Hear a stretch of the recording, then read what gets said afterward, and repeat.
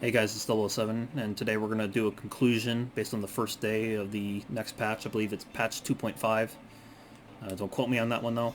Um, Going forward, we're just going to be pretty brief about the aircraft in this whole sense of the way.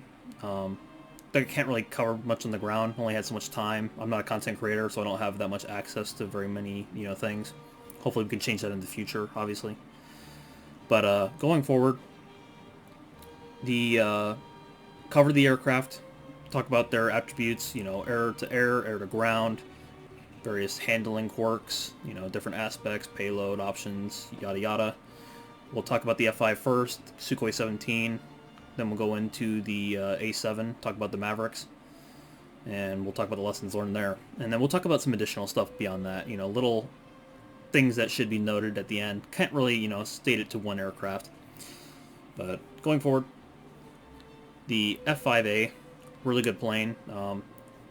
It's kind of special in my family because my father, he did his pilot training for supersonics in the T-38, which is basically the F5 is the derivative of the T-38 with respects. It's the, fighter version of the trainer. So it's really funny to, hear him talk about the aircraft. And when we looked at inside the cockpit, we'll do that quick. When he saw the inside of the cockpit, during our looking at the dev stream that they did, he said it's exactly like the T-38, pretty much spot on with regards to all the different various things that are inside, what they do and what they look like. Very nicely done cockpit, especially for the first, dev server. You can tell they put some, time into this one. They really, really put some time into it. Yeah, I mean, we might as well fly talking about it. Very, very, the flight handling for it, engines are a little underpowered. It's going to be one of those aircraft like the MiG-19 where it really struggles to get through the supersonic, or break the sound barrier. It's going to be stuck in that wall of transonic. It's going to be a little annoying.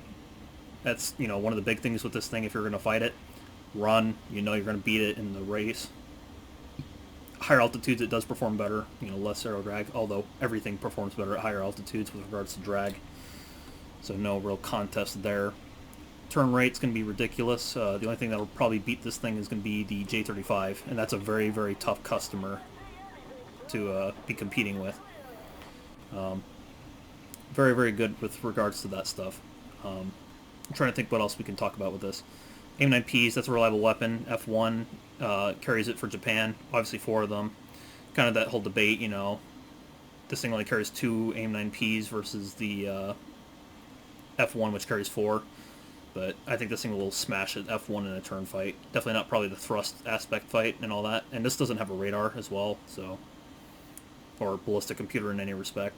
So it's going to be really tough to really put those apples to apples. But missile is a very reliable thing. We'll leave it at that. Also, like to mention about the guns. It's 560 rounds for 2 20mm cannons.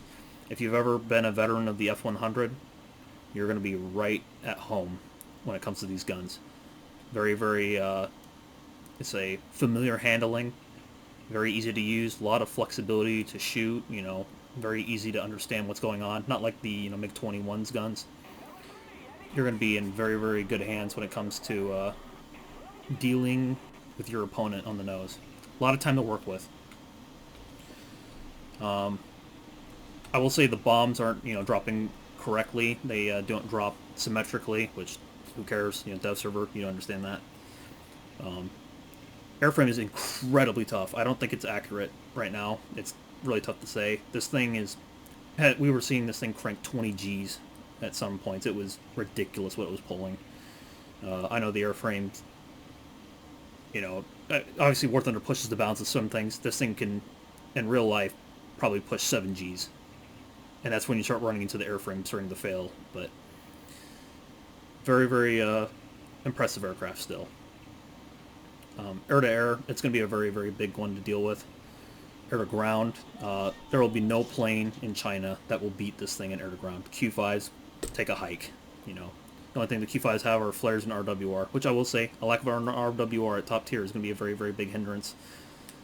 Flares are going to be a very big discussion. We'll talk about that at the end of the video. But Yeah, no, it should be a very, very interesting aircraft to see play out. I don't think it's going to make it to 10.7. I think it's probably going to 10.3. I kind of agree, with the points made. Yeah, it should be interesting. Not really much I can have. Not really much I can say about that. It's just very small plane, very, very nimble, very, very competent, very, very stable. It's just, you can't get mad at this plane. It's going to do a lot of work. And I really think that people will like it. It's going to push a huge amount of the community to drive for a higher regard for the plane in many tech trees. I think we might see US get a premium for this thing in the future. That's a little scary to say, but I know people would love to see this thing. I personally think that it would do okay as a Swiss premium within the US tech tree, although some people might argue they'd like to see it in the German tech tree, whatever. But yeah, it's going to have a huge potential in this game. It's going to be the 104, but not quite on the 104 steroids, but it's going to be up there. It's going to probably be up there with the Phantoms as well. It's got a lot of coverage throughout the world, and it's a very competent fighter. There's a reason why the U.S. still uses it at Top Gun, and I believe they still use it at Red Flag. But yeah, good plane. It'll be very good to see in the game. Play safe around it. It's going to beat you in a turn fight.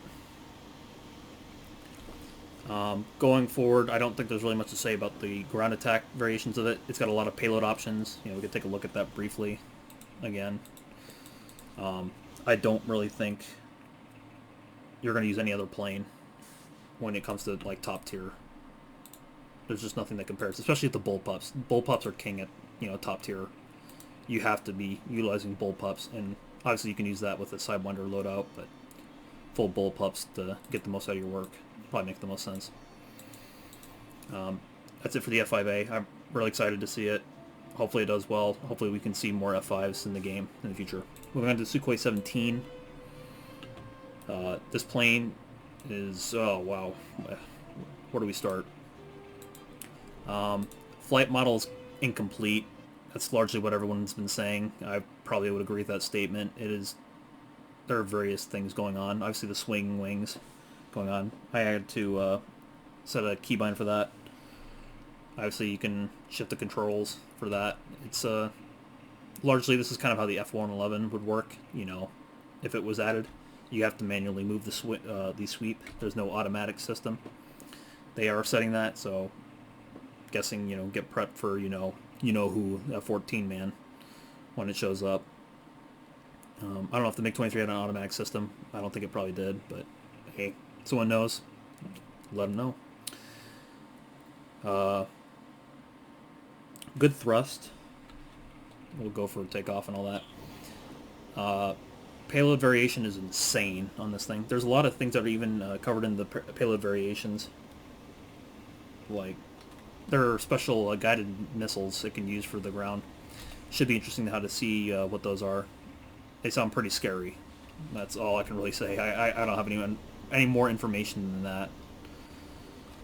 Time's kind of limited with the dev server.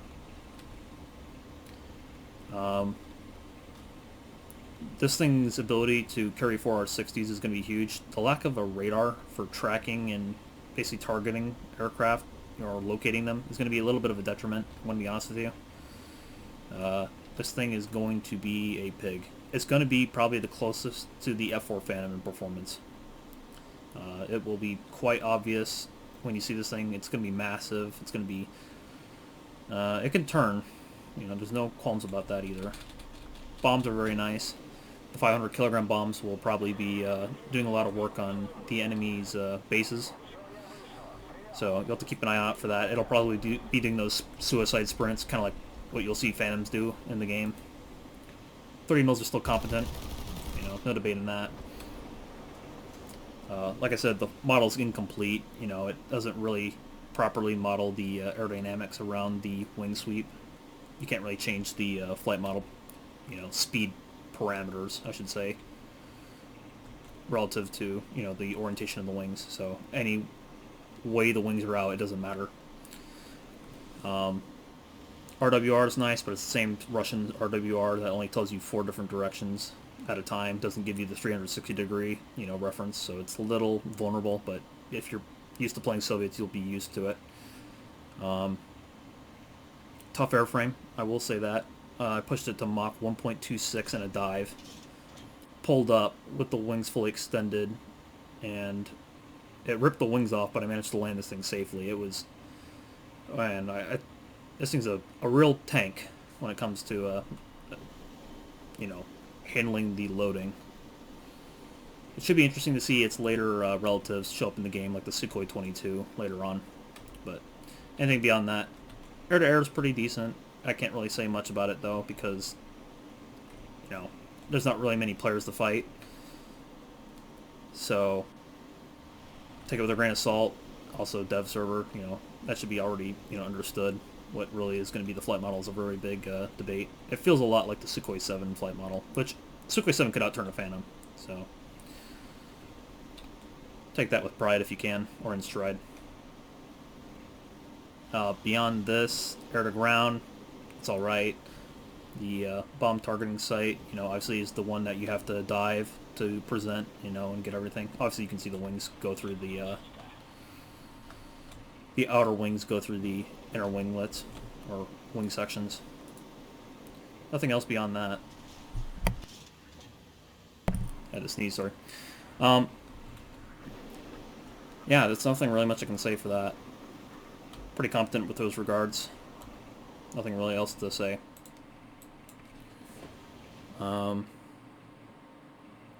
Should be an okay aircraft. I don't really expect it to do really much in the sense of domination. It's going to have a more powerful engine, maybe, than the MiG-21. Once again, don't quote me on that, but let's do a quick check. 6,000 kilograms. Oh yeah, that'll be way more powerful. Obviously a heavier airframe though, so, you know, take that with a grain of salt, once again.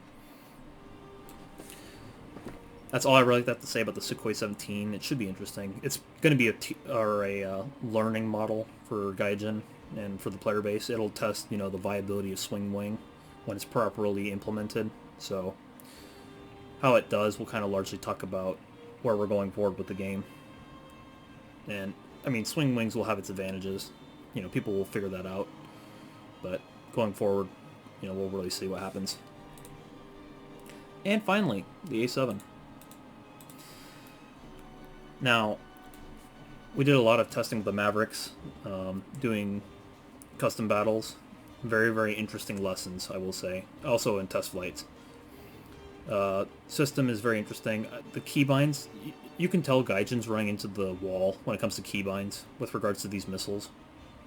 They are not giving too much in the name of, you know, variations of keybinds. They recognize that people are running into the alts and the controls, you know, with etc buttons to follow up with it.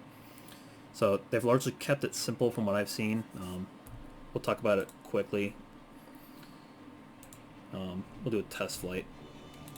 A lot of unique testing I did it with a guy named Medic Buddy. It was a good help because he had the A7 as well. We were testing all the different variations. I will say, if you want to do all the trick shots, you know, it's like kill montages and all that, it's going to be in this plane next patch, and I'll explain. These Mavericks are definitely very interesting. I don't think ground forces is going to be very, very safe. It's going to be an inherent imbalance. I will say culturally, people are not going to react very well to this. The A7 is going to have a target on its back, on its chest, on its face, on its kids. It's going to be a very, very big mess. It's going to be like the Tu-4 of its day. This thing, oh my goodness. It's going to be, oof, people are going to want this thing dead. I'll show you basically how it works quick. Basically set up acquisition quick, you know, basically like the, you know, missile acquisition button. I had to set it to a particular button, you know, what I use for my missiles. It's like the secondary loadouts and all that. Obviously set up, lock, launch, you know, go to town. And This missile, if it's a hit, it's a 99% chance of a kill. It's a very devastating hit. There's no walking away from the shot. Obviously, they demonstrated on the dev server how to, basically counter it. You deploy smoke as a ground vehicle. Hopefully you do it relatively quickly because there's an element of time to it. And if you're hiding in the smoke long enough, it'll self-destruct to protect, the situation. Lock-on distance is pretty relative. It's a little tough to say, really, but you'll definitely be giving SAMs a little bit of a run for their money when it comes to causing trouble. Let's see if we can get a lock. Rifle.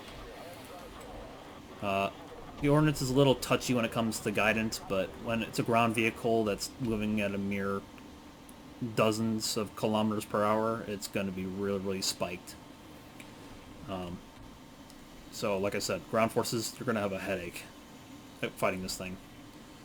SAMs are going to make this the specialty, kill. It's going to be a very, very big thing to wipe this thing out. Actually, we'll go a little bit further out. Actually, no. We'll just go for this guy. I'll show you how quick the acquisition is. Like I said, it's a really quick acquisition. I only hit it twice, the button twice, and fire, forget, get out of the picture. Bob's your uncle. Question that we ended up asking ourselves was the weapon capable of engaging aircraft? And that's a very solid yes, which is very nice to see, although I will say the missile is limited in its ability to engage things. Not with regards to the planes, at least, but boats like these, it won't acquire that as a target. Additionally, like AI ground vehicles, like like the medium tanks and light tanks that are normally on the air realistic matches that you target. Well, basically those end up, running into the whole circumstance that they don't get, locked onto. But as I said, planes can be locked onto, and it's a touch, it's a hit or miss thing. It's not a proxy fuse, so you're going to be running a little bit with the dice if you're going to get lucky in hitting this thing. But the Maverick is very, very surprising in its ability to, track. Obviously, we met the limit of that missile right there. Closer range. Also, dodging it's not going to be very hard. You literally just have to, do any hard G maneuver. The scope that it can track is very, very limited. Talk more about that, but obviously, it's a very, very... It's an overkill missile, let's be honest. It's going to do a lot of damage. Forget Nords. Nords, you had to require, skill. Obviously, it was a quicker procedure to get a Nord off, but with these AGMs, it's just going to be flat-out devastating. Also, gun audio change. We'll talk more about at the end of the video about that quick. Really, beyond that, there's not really much to say. Nope, not that. Yeah, like I said, tracking various vessels, it's a no-go. It will track helicopters. We tested that. Obviously, the Maverick, I think, had successes with helicopters during its lifespan. And, yeah, you catch a helicopter, there's no real way for them to evade it except trying to disappear from the picture, or the very feeble attempt of trying to shoot the missile down. You can do some things, like I was able to pull off a jink with the Apache. I was able to go to the side quick and then snap back right before it, made the lead on the target, so it worked out in the end for me, but very, very hard maneuver to do. You got to time it just right. It's going to take a lot of skill to, counter it. Obviously, you'll be able to deal with this thing as well as your SAMs can deal with it, which I think the Tunguska and the other various SAMs are up to the job when it comes to dealing with this thing. I really don't know what to say with regards to how balanced this thing is. Like I said, it's going to be so tough. Air realistic wise, I don't think it's going to do very much. Obviously, people are going to try and use it for skill shots. You can do a head-on kill with a fixed-wing aircraft. Obviously, you saw the lock-on parameters. 5 kilometers away, we were able to pull off a head-on lock. Basically set up the guy on the target, launch the missile, get out of the way, They do get a warning. They will get the diamond, but you know, it all depends on what they do. It largely will catch you if you don't do anything. So you might have to play chicken with your opponent, you know, when it comes to launching this thing. And you definitely want to get out of the front of the A7 if he's going head on with you, because he's probably got something planned for you. So keep that in mind. Moving on, let's talk about the end result of everything. We ended up finding out various things. I don't know what the British Phantoms, but we want to find that out quick, if that is the circumstance. Okay, so they do still have their flares. The American Phantom, the F4E, had its flares retracted from its thing. That's a very big thing if you've heard that. Understandable. You know, it's going to be a very big thing, upsetting the American player base. Begs a few questions, though. You know, if they're going to do something like that, they obviously have something in mind for America, probably in the near future, to, you know, replace the Phantom as its top tier, you know, jet air superiority fighter. There are rumors I heard that the F5C is in the files, which the Americans did operate under a testing program in the Vietnam War to try and, you know, prove the concept of the small pocket fighter like the F5 to do its job. So it should be interesting. Don't know what really to say beyond this for the Phantom. It's going to be a very, very touchy thing for it. They did increase the warning parameters for like reduced speed, so that is very, very much more apparent now. They're trying to counter airframe damage, it seems, with regards to stuff. I don't know if the airframes have changed any at all, but that's what it's like pretty much for all the aircraft. With regards to France, they did mention that France possibly could get something within this patch. I mean, for everything that they've added so far and talked about adding officially for this patch, you know, being the first, you know, dev server, it's a very hollow patch. Not much is being added. New sound, sure. Some planes and tanks, sure. A ship or a couple ships, yeah. But it's really, you know, piecemeal. There's definitely more on the way, so we got to keep that in mind. France probably could be getting the Mirage 5, so that should be really neat to see if they do go forward with that. Yeah, should be really interesting with the regards to that. France has probably something possibly coming. I don't know what it is, but hopefully it's good.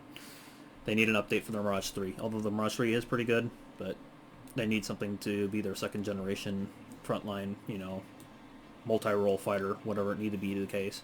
France kind of lacks a ground attacker, really, in the larger respect, beyond Vautours.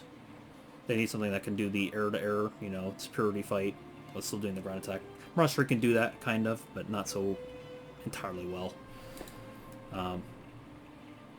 Going forward, like I said, new item was found for controls, and this is going to get people excited. Thrust reversal was found. I don't know of any aircraft currently in the game that would use thrust reversal. If anyone has any ideas, I'm down to hear your comment on what the status is with regards to that. Two aircraft I do know that aren't in the game that do have thrust reversal with regards to fighters are the Viggen series. Very excited to see that. And the Tornado series, which I don't think the game's quite ready for that, but we shall see. But yeah, pretty much all on that stuff right there. That's pretty much everything with those regards. The final thing I want to talk about is the attackers. And that's going to be a little bit of a discussion of ethics, in my opinion. It's probably going to be as controversial as the Mavericks. Obviously, they have increased the, you know, identification of various aircraft in the game. They've made the entire line here identified as attackers, so they will get the attacker air spawn advantage, which I find is a very tremendous thing. It's a very, very serious matter. I don't really agree with the idea that a lot of these aircraft get, you know, an air spawn. F-84F, sure, I understand that. FJ-4B, I'm not so sure about that. Harrier, AV-8C, and AV-8A, Harrier GR1, Harrier GR3, no. That's off the limits. That's completely ridiculous. This thing, with its acceleration, forget it. Additionally, I'd like to talk about the fact that aircraft such as the Sukhoi 7 series, you know, it's a supersonic capable, pretty much supersonic capable with its ordnance. Very, very dangerous aircraft. And also the F-38M even got an attacker strike aircraft, you know, status, similar to that, you know, whole point of the thing. These aircraft will abuse that advantage tremendously. Yeah, sure, they'll get a head start to drop their bombs, but I don't think it's going to bode well. Seeing the reaction time with these attackers. Now, of course, these attackers would probably fight each other, so there's that, you know, whole circumstance that could possibly happen. I can't say that we know what's going to happen, but, you know, with a lot of attackers in the air all at once, it could be a very, very unpleasant time for those that are still trying to get off the airfield and get some distance and get, you know, oriented to do the fight. So, should be a big matter to be concerned about. That's pretty much all I have to say with regards to the attacker whole thing and all that. Obviously, some aircraft that kind of deserve to, you know, kind of get it, the asset. Q5s are kind of in a rough spot. I think it would be nice to see that, although I think the Q5 early, if that's going to be the case, should go up in BR to 9.7 again. Same thing for the Sukhoi 7. It's too much of an advantage that you gotta counter it back with its BR, which is kind of an issue I have with them doing the battle range that they have, considering the circumstances that they're going to get now. It's going to be very, very abusive against aircraft like the F-86, F-40. Like, Sukhoi 7 will take that thing to take it to the shed and teach it a lesson. Let me see if the list. I need to check quick just to make sure if I'm not missing anything. A lot of the low tier stuff as well. Got the attacker status. I'll probably highlight more for Britain. Britain got a lot of attackers out of this whole ordeal. Obviously the Beaufighters got relabeled, Mosquitoes and such, which is good. Some of those, you know, kind of need it. In order to really make this attacker thing work out, I kind of agree with the statement that was made during the stream. We need to expand the maps. You know, the maps for their size is too much an advantage for those that are trying to get that head start, you know, versus those that are still trying to get off the airstrip and get set up to do their climb. It's going to be a very, very serious, you know, situation. Hopefully things get figured out. I didn't like what I was seeing on the dev server, but once again, that's the dev server.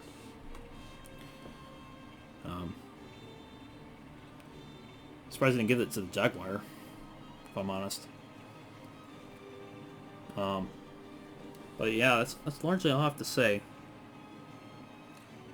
You know, a lot of interesting things that they've done. You know, concerns for the actual patch when it kicks off, but don't know what really to say. It's gonna have to play it by ear, and we still probably have a second patch coming up, or a second dev stream or dev server, you know, coming up. So we'll get a lot more answers when that one comes around. Yeah, that's all I gotta say. I think that pretty much covers it all. Yeah. So that's basically it. Thanks for getting to the end of the video if you did. Really, really appreciate your support and the comments you guys put down, the viewership, various things. Very, very helpful, very, very supportive. I'm very happy for it. So I really want to thank you guys. I really do read your comments. I definitely do check out your YouTube channels when you guys subscribe. I like to see what kind of people, you know, basically follow up and find out more about the individuals that take an interest in my stuff, because I probably will take an interest in your stuff too. But yeah, hope you guys have a good one. See you later.